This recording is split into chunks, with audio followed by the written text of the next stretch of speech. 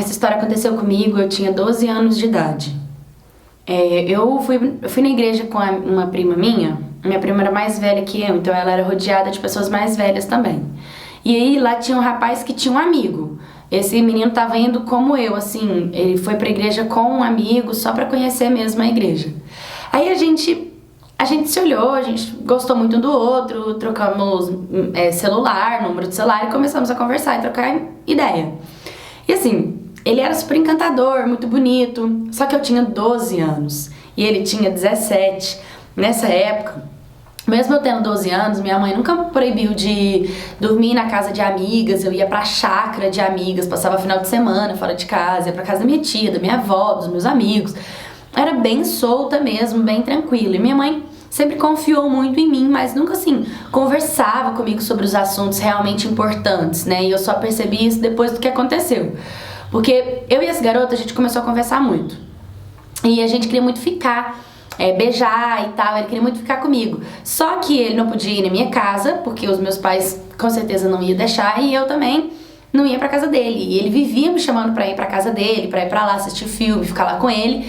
E eu tinha medo, eu tinha vergonha, né? Eu era, querendo ou não, uma menina de 12 anos que nunca tinha passado por isso, mas tudo primeira vez. Então, querendo ou não, é o momento de descoberta do corpo, do beijo, do calor, do tesão, de tudo isso. Eu tava começando a viver isso, né? Nunca tinha vivido isso. Ele foi o primeiro cara, assim, garoto que mexeu com esse lado meu, mais mulher. E ele sempre me chamava pra casa dele, sempre, e eu nunca ia. E ele começou a ficar chateado comigo. Eu não queria que ele ficasse chateado comigo. Então ele falou assim, então me manda uma foto sua. Aí eu, tipo, maior inocência, mandei uma foto normal pra ele. Ele pegou e falou, tá, agora manda uma mais ousada e tal. Aí ele pegou e mandou uma dele, entendeu? Sem camisa, meio que só de cueca segurando, assim, a parte íntima dele. E aí eu peguei e meio que não me senti obrigada a mandar também, mas já que ele tava mandando, eu mandei também, não pegando o meu rosto dele, já pegou o rosto dele e tal. O meu pegou só o meu corpo mesmo, tirei uma foto só assim, mais ou menos, dos meus peitos com sutiã. E com 12 anos, já tinha menstruado, então meu peito já tava grandinho, eu tava corpuda, sabe, pra minha idade.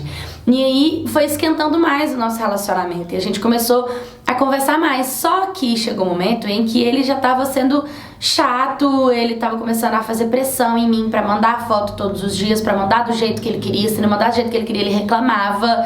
Já tava parecendo que tava insatisfeito comigo, né?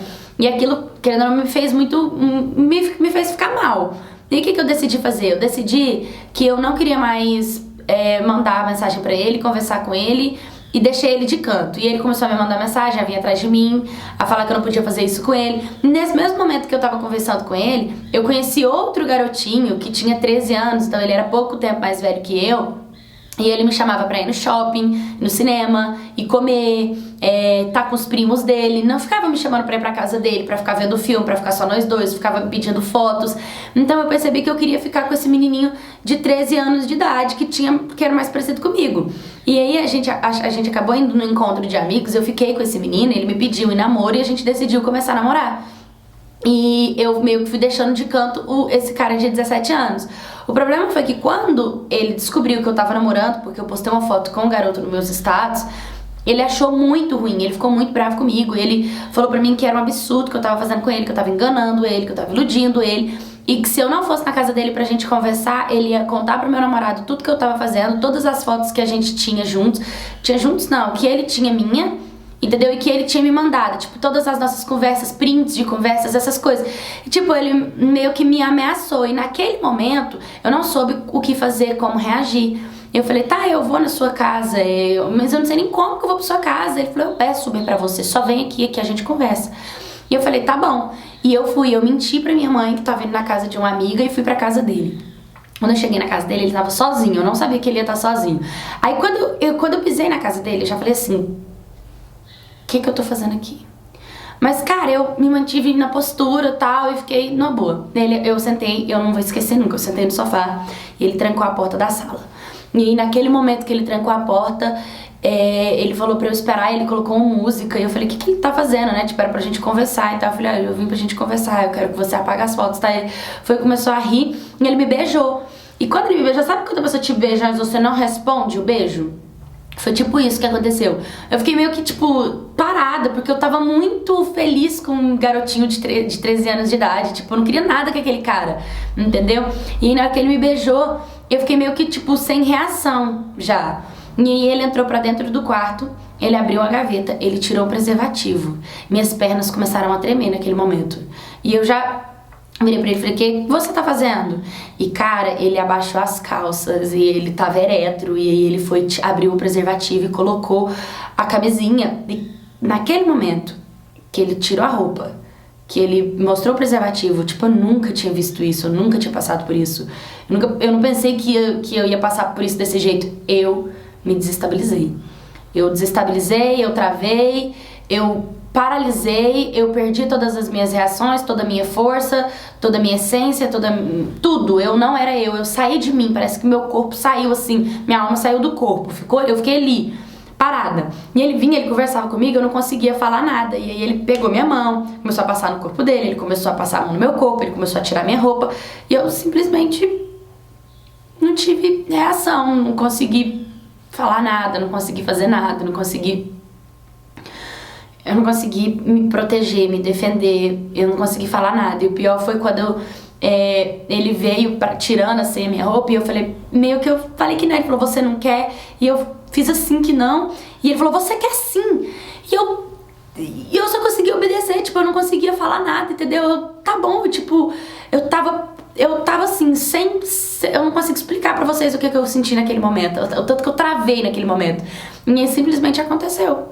Simplesmente a gente ficou, ele transou comigo, ele fez o que ele tinha que fazer, abusou mesmo, né, de mim. Ele estuprou, na verdade, porque eu não queria que tivesse acontecido isso, mas eu não reagi. Na verdade eu tentei reagir, mas ele ficou agressivo quando eu tentei reagir, então eu meio que fiz o que tinha que fazer. E depois ele tava, tipo, todo feliz, sabe? Ele tava todo contente, ele tava rindo, ele tava numa boa. E eu, tipo, pensando assim, o que tá acontecendo? Até então não tinha nem caído a ficha ainda do que tava acontecendo. E aí ele falou que ia tomar um banho. Ele tirou a camisinha, jogou assim no chão e falou, vou tomar um banho. Você quer tomar um banho? E eu balancei a cabeça que não. Ele falou, você quer ir embora? Eu falei que sim. Ele foi, abriu a porta da sala, falou, pode ir. Tipo, eu não tinha dinheiro de Uber pra voltar pra casa, eu não tinha nada, entendeu? E aí eu não consegui falar. Eu não consegui falar, eu não consegui explicar, eu não consegui fazer nada. Eu não consegui fazer nada. A sorte é que eu tinha R$5. Eu saí da casa dele, eu procurei um ponto de ônibus, eu perguntei qual ônibus que eu ia pro terminal. E aí eu peguei o ônibus, fui pro terminal, fui embora pra minha casa de ônibus. Eu cheguei em casa, eu comecei a tomar banho, comecei a me lavar. E aí aquela sensação de suja, mas não é um suja por fora, é um suja por dentro. É um tipo, o que aconteceu? Eu queria entender o que tava acontecendo. E eu chorei, eu não conseguia contar pra ninguém, eu não conseguia conversar com ninguém. E eu fiquei 1 ano, assim, isolada, bitolada. Eu terminei meu relacionamento com um garoto de 13 anos de idade porque eu não conseguia conversar. Eu, querendo ou não, tinha traído ele, tinha acontecido uma coisa muito feia, eu não queria expor o que aconteceu comigo, não queria falar. Ele não entendeu nada do porquê que eu terminei com ele. Eu entrei numa depressão profunda. Eu pensei em me matar várias vezes, eu pensei em tomar remédio, eu pensei em tomar veneno, eu pensei em contar pra minha mãe. E nada disso me ajudou, sabe? Eu fui decaindo e minha mãe percebeu que eu tava decaindo, que eu tava triste, que eu tava isolada, que eu tava mal, que alguma coisa tinha acontecido. E ela começou a conversar comigo, mas eu não consegui contar pra ela. Até hoje eu não consegui contar pra ela o que aconteceu. Eu só consegui mesmo parar de sentir a dor que eu tava sentindo o dia que uma colega minha chegou em mim me contando que isso tinha acontecido com ela, e ela chegou chorando. E naquele momento eu desabei no choro junto com ela e falei pra ela que eu também tinha passado por isso, o que tinha acontecido, e eu contei tudo.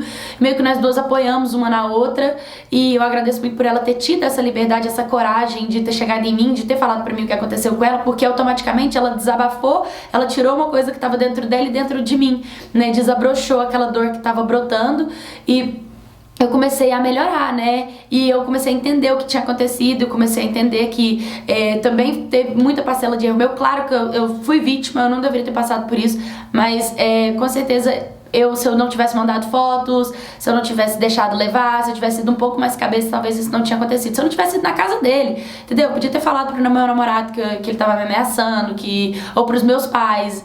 E, na verdade, 12 anos de idade era uma idade muito precoce pra eu estar tomando tantas decisões e saber lidar tanto com coisas assim da vida. Foi um tapa na minha alma, me machucou, mas me fez aprender e tá ensinando ao próximo. Então, pelo amor de Deus, toma cuidado com as atitudes que você toma cuidado com quem vocês conversam, toma cuidado com quem você manda foto, com quem vocês ficam na mão. Não se permita ficar na mão de ninguém, principalmente de homem. Não se permitam ser ameaçadas. Conta, fala logo antes que o pior aconteça, que aconteceu comigo. Oi, My Cats, tudo bem com vocês? A história de hoje é uma história que infelizmente acontece com muitas e muitas mulheres do Brasil e do mundo. A gente vive numa campanha pra denunciar, pra ajudar, pra não deixar isso acontecer, entendeu? Porque quanto mais a gente se cala, mais outras pessoas não entendem que isso é errado. Às vezes na cabeça desse cara, ele fez certo, ele fez bem, a gente não sabe o que passa pela cabeça do outro, então a gente tem que se defender e se proteger. Por isso mesmo que a gente vive nessa campanha do Disque 100. Mesmo se essa garota não teve uma coragem de contar pra mãe, pro irmão, ela podia ter ligado nesse telefone, discado 100, contado. Eu sei que às vezes é se expor, às vezes é você falar o que tá acontecendo, mas então, vamos pensar mesmo antes de agir, né? Ela poderia ter evitado isso. A primeira coisa que poderia ter sido evitada era a mãe dela, né? Que poderia ter conversado com ela, ter auxiliado ela e saber onde essa garota vai, onde essa garota volta, com quem que ela dorme, em que casa ela tá, com quem que ela está. Ter essa preocupação de mãe até ela ter um pouco mais de maturidade pra ser mulher sozinha, né? Uma mãe tem sim que acompanhar o crescimento, essas fases de filho, de infância, pré-adolescência, adolescência, juventude e realmente a fase adulta, entendeu? Pra cortar realmente o cordão umbilical. Outra coisa, essa menina poderia, além de ser orientada, ter tomado cuidado em não se deixar levar, e não se sentir obrigada. Ele me mandou a foto dele, eu sou obrigada a mandar a minha. Não! Se você não quer, você não é obrigada. Você pode cortar por ali mesmo, você pode falar que você não quer, e você pode falar que não e pronto, e acabou. Entendeu? E não acontecer isso. E ela também poderia ter contado pra alguma amiga, mas ela não teve coragem, que é onde a gente fala sobre a denúncia do Discal 100. Muito legal a amiga dela ter chegado nela e ter conversado com ela, porque automaticamente ela foi desabafar uma dor que estava sentindo e acabou tirando a dor de uma pessoa também. As duas ali se auxiliaram, se ajudaram. Então tá aí a importância de um bom diálogo, de boas amizades, de boas pessoas pra estar do seu lado te auxiliando. Então, gente, é isso. Não se calem, sempre diz quem 100. Contem umas com as outras, contem comigo. Vem, vamos conversar, vamos falar sobre isso. Fala com a sua mãe, fala com seu pai e manda a sua história se você já passou por alguma coisa do tipo, tá bom? Curta, comenta, compartilha, se inscreva no canal. Um beijo e até o próximo vídeo.